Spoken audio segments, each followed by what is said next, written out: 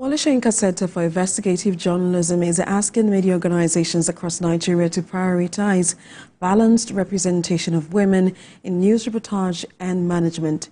Executive Director for the Centre, Motunrayo Alaka, said this while presenting a report on what leads the newsrooms and news in Nigeria. A recent report from the Wole Soyinka Centre for Investigative Journalism has revealed that there are significant disparities in gender representation in Nigerian newsrooms.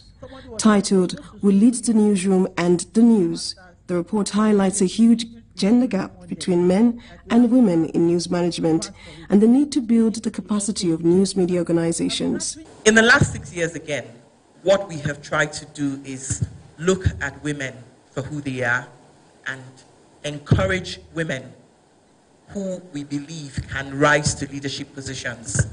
According to the survey, 1 in 4 persons in the leadership of the newsrooms and news are women, with only 26.9% of management positions and 24.2% board roles occupied by women.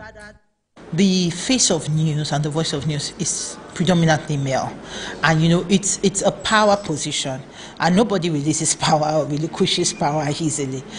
People want to stay where they are. They want the status quo. So of course, to change boards, for instance, of news organizations to include more women is not something that happens overnight.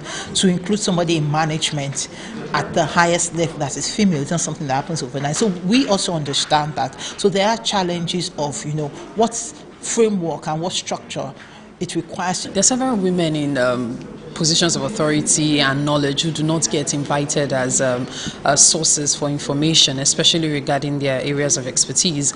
I believe more of such women should be brought in. I know sometimes tracking them down can be difficult. A woman is less likely to be as responsive as a man for different reasons, really. However, we should also extend that olive branch in the sense that we should be more considerate and understanding. Just like the media, the National Assembly, which is the highest law-making entity in Nigeria, reflects the female underrepresentation. Out of 109 senators, 3 are females, while the House of Representatives has 17 females from 360 seats. I don't understand why it is that we have so few elected female politicians and officials. I think that the women need to own their positions much more than they do.